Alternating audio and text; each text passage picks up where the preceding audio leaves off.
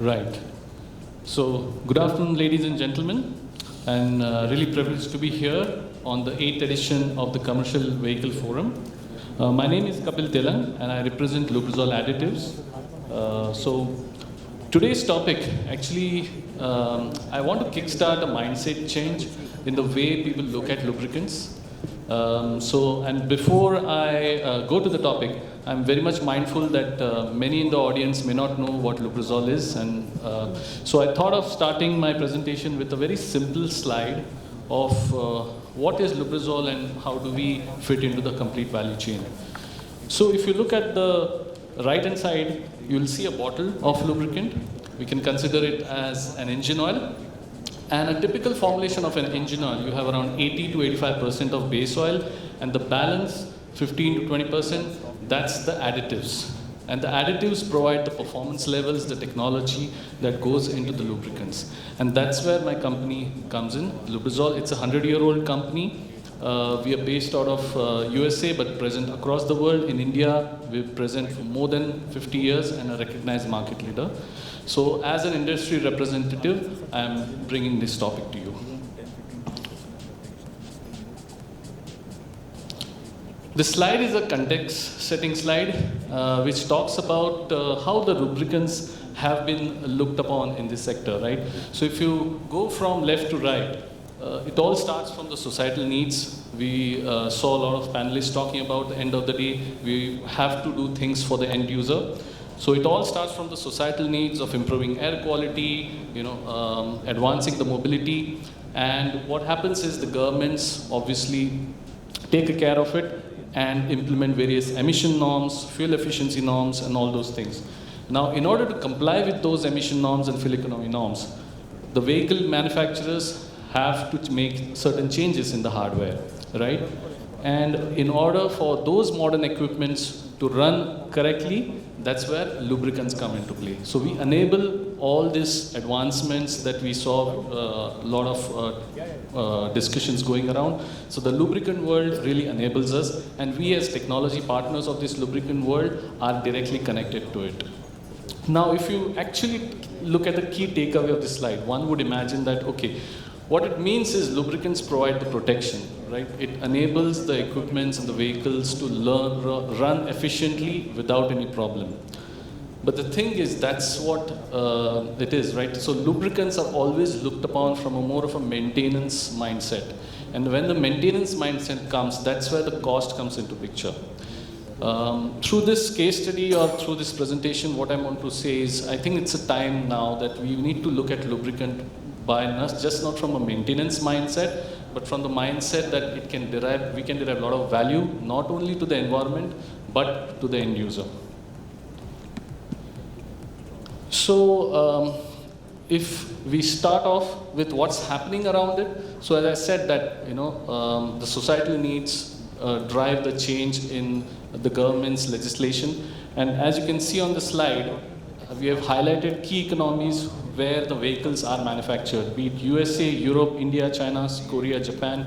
And all these economies have implemented or implementing not only emission norms, but also CO2 norms, which are directly linked to the fuel efficiency. As a result of this, what we have observed on the lubricant world is, the world is rapidly shifting towards a new age lubricant. Now let me explain it here. So on the left-hand side, what you see, you will see numbers like SAE 15W40. Now those who are not from the lubricant world, in simple form, this is a thicker oil which gives protection, of course, and makes sure that the equipment is running great. But the world is moving towards a more thinner lubricant, right? And those thinner lubricants not only provide protection, but also provide the efficiency. And this is what the OEMs across the world and also in India are adopting rapidly.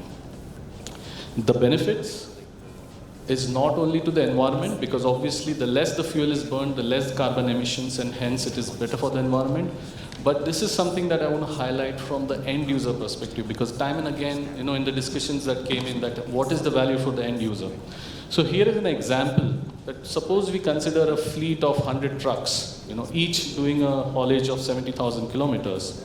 Suppose that fleet just shifts from the current conventional lubricant to a more fuel efficient high performance lubricants, they can stand to gain around 18 lakh rupees a year. That's much more than the cost of lubricant, right? Now the question is, this is so obvious, right? Why isn't the world moving towards it?Hy isn't India moving towards it, right? Now I'm bringing this topic now because this is something that is happening this year, right? India is progressing towards a lighter viscosity, fuel efficient lubricants.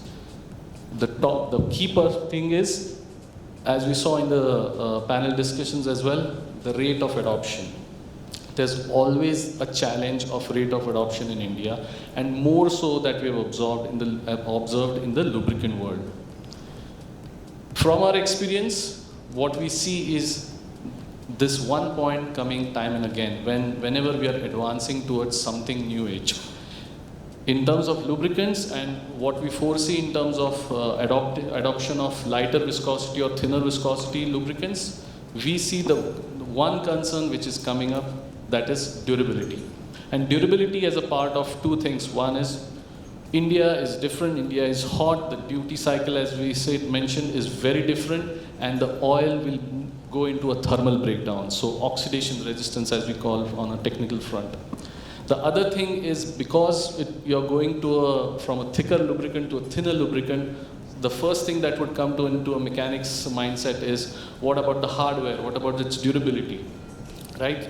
So what we foresee is that these are the two potential roadblocks that can come at the end user level.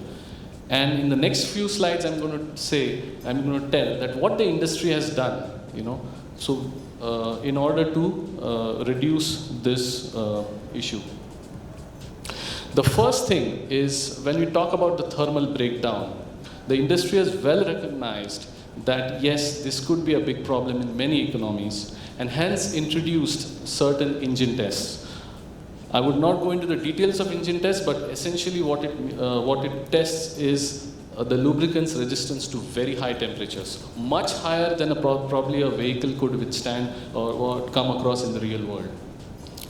Now, what I want to concentrate, mainly the key stakeholders here is, obviously it's from an end user perspective, it will be very difficult, right? When anyone is buying a lubricant, how do they know that whether their oil is being tested by, say, T13 test, right? So in order to do so, the industry puts in quality specifications which are mentioned in the label of a lubricant. So any brand you buy, make sure that you look at these kind of specifications which I've highlighted here. So this T13 test is a part of this API CK4 or AFA4 specification, and also VDS 4.5.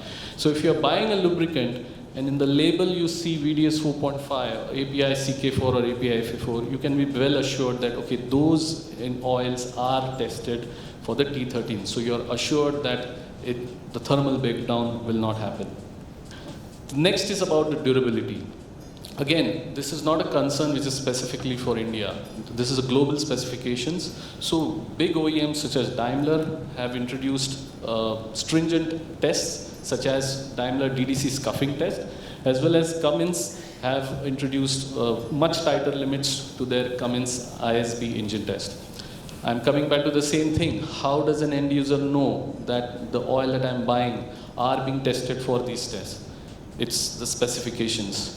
So again, when you look at the lubricant bottle, if you see specifications such as MB228.51, or now the nomenclature is shifting to the one which is mentioned on the screen, DTFR 15110, or it's part of the Cummins CES 20086. Audience, what I'm trying to bring on the table is an easy way of recognizing that what are the good quality, high performance lubricants, and you can reap the benefits of fuel economy without, without having any issue on the durability front. Now, the next question may arise is, okay, I'm using a conventional, good quality, higher, thicker lubricant. I'm sure these thicker lubricants would easily pass this test, because these tests were designed for lower viscosity or thinner lubricants, right? The answer is no. So, I think it's...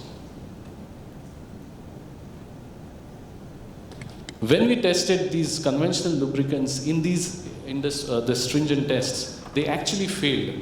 As you can see here, on the right hand side as well as the left hand side, the conventional lubricants, the current generation lubricants, were not able to pass these stringent tests.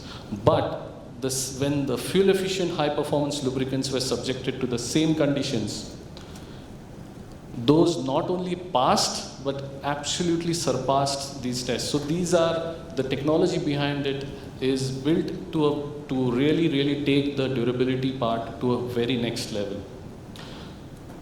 So finally, what I'm trying to do is that India is progressing fast, right? We are at the top end of the technology, not only on the hardware part, but also on the lubricant part. On the supply sides, all the channel partners which are in India are ready. So if the whole ecosystem is ready, it's the end user who needs to be educated, who needs to understand and reap the benefits of not only the fuel efficiency, but also it is good for the environment. So with that, I end my presentation. I know we are very tight on timelines. Me and my colleagues are here all throughout the day. Anyone who wants to know more about this technology, happy to have a discussion. Thank you.